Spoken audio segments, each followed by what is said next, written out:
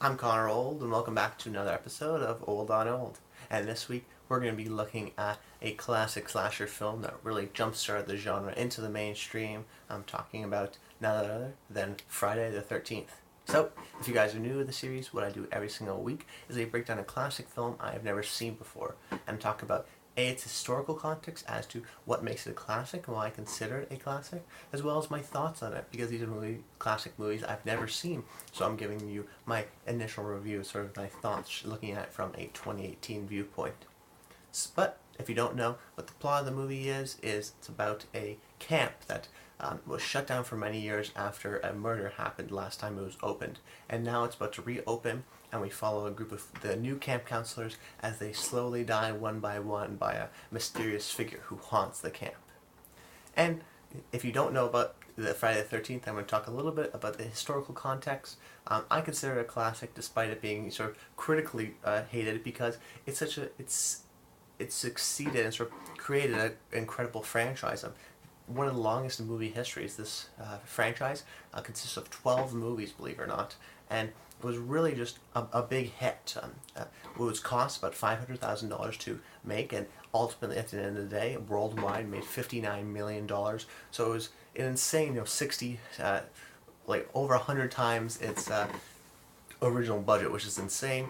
And as such, it spawned 12 more movies after that. Despite this, though, the critics actually hated the movie pretty much unanimously. Most notably, Roger Ebert and Gene Siskel, which were one of the most two powerful critics at the time, hated the movie at the time of release because they thought it was they thought it was a little too exploitative. But audiences really responded to this, and it became a huge hit. And I think this is kind of emblematic of today as well, where I think horror movies do really well, where they're made for cheap. They always really do well at the box office because there's always this target market of teens, and this very much sort of captures the teen sort of experience of just wanting to see sort of sex and violence on the screen, and it's sort of exploitative in that way. And I think certain horror movies are much better than that. But for this certain subsection, which still exists today, I think there's a demand for it, and this was really created with this. The modern day slasher movie, which still exists today, really is covered with 1978's Halloween, which I've seen before. But this one, I think, was more popular than Halloween. Well, not necessarily, but really sort of cemented the genre, where people were trying to make movies like Halloween, and then they made this movie, and this one was also a big success. So it sort of told people that Halloween wasn't a one-off, that it could be replicated, it could be formulaic, and that people are going to show up. And what's even more rare in terms of historical context is that how much of the character Jason, who's only briefly in this movie, is to the actual framework and is to the idea of the pop culture. I know of Jason in Friday the 13th, despite this being my first Friday the 13th movie. I had not seen any of the other Friday the 13th movies, and I still knew of Jason. He's one of the most sort of famous Halloween costumes. You see him all over the place. So it's very interesting where this character has transcended generations and continued to sort of scare people for generations. So it's not only this movie that is historically known, but it's the series, the 12 plus movies, so crazy where it goes into space, that it spawned, but also how the character is really sustained today. That's not even shown in the first movie, but it's just shown throughout subsequent movies and really highlighted, until Jason X or the remakes that they're going to do. And I think this is a property that they'll keep coming back to because it's still a story that I think people relate to. It's not even in the 80s, just today I think we have sort of the same mindset. So everyone really knows Jason and Friday the 13th, even if they haven't seen the movie. That's an incredible historical context, and you gotta call it a classic, despite the quality of the movie you may say is poor or not, but the thing is, it still has made a mark on society, and that's incredible on its own. So going to my thoughts, I want to preface by saying I'm not a horror fan, and was not raised on any of these classic horror movies, and I'm just starting to now know about Friday the 13th and Jason and Freddy and Michael Myers, all these sort of classic horror movies. And unfortunately, this movie wasn't really scary to me. I found similar to Halloween, where because it's been mocked and I've seen the type of this movie, not the origin of this movie, so many times, that I've seen it before. And that's the problem with the horror, is that the horror is in its scares, in its anticipation, where you don't know where it's going. But if you do know where it's going, it kind of lessens the effect of horror for me. But what I like about the slasher genre that relies less on horror is because it's not all about horror. What I really liked was sort of the creative ways of how people died. I mean, Final Destination made a whole franchise out of it, where you just see all these different people dying in these insane ways, and it's just sort of that creepy, that lurkingness. And I think some people maybe are in, they don't get scared every single time they watch it. The rewatchability factor is in that, in seeing just the different types of ways and why this sort of series has sustained. And even though it's formulaic in a strange way, it could be comforting for a lot of people. It wasn't that for me. So as a horror movie, I think it failed on that because unfortunately it's just been so ingrained into pop culture, so repeated so many times that I've seen this somewhere or another, so I knew the beats that I was going to hit. So in that sense, the suspense wasn't as there. It was almost as a cathartic experience for me, where just seeing sort of all these people die in terrible ways and they can't stop it, and it's just an unstoppable force that these kids can do nothing about, and you know that, and the movie's kind of in on that. So I enjoyed that. I also appreciated the tension that it built, especially the POV. It's established in Halloween, but really used well here too. That once again sort of copied Halloween, but then that just really cemented what it meant to be a slasher movie. And just using that POV to create tension, because we don't see the killer, but we feel its presence.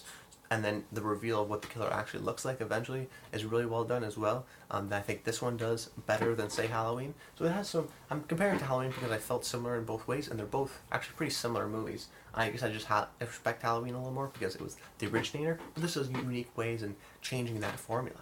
And now this movie is considered campy, and some people think that's a negative term. I wouldn't say that. To me, and what I think the definition of campy really is that it just totally buys into its own idea, into its own premise, into its own story.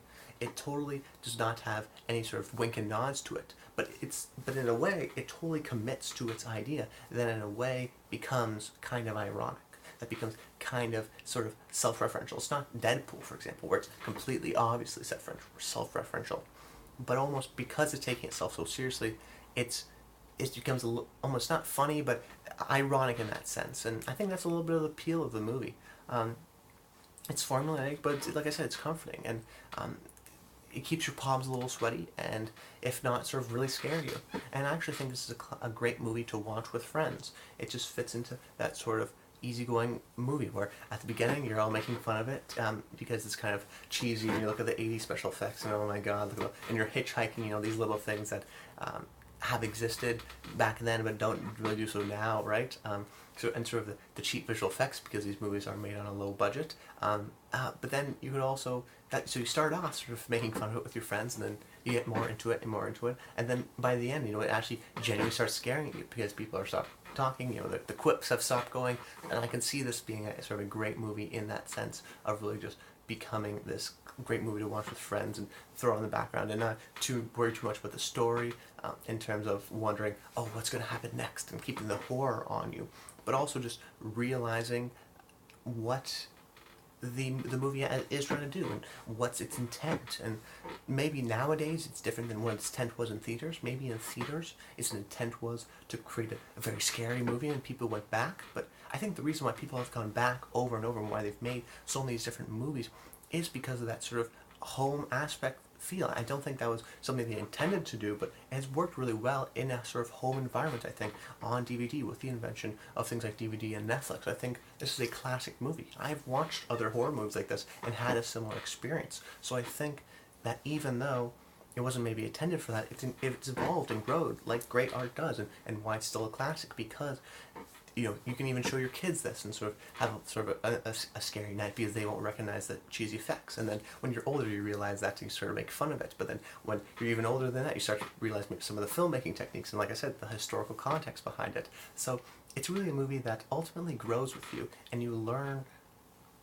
stuff about it each different times and has different quirks and charms to it. That's kind of hard to explain, but it has to do with it being an older movie and being sort of low budget and having a feeling that I think a lot of filmmakers do when they even go into horror, which is, I could make this, I could do this. There's an inspirational quality to it. So Friday the 13th really I had mixed feelings about it because there's so many great things about it, but I'm not sure if that's necessarily in the movie. But you can't deny that I did take it away from that, and great art can be interpreted in so many different ways. So Friday the 13th, ultimately, not super scary, but a fun slasher movie.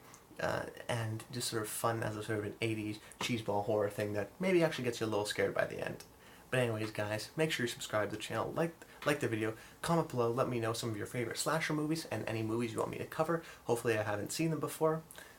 Until next time, I'm Connor Roll. Stay tuned.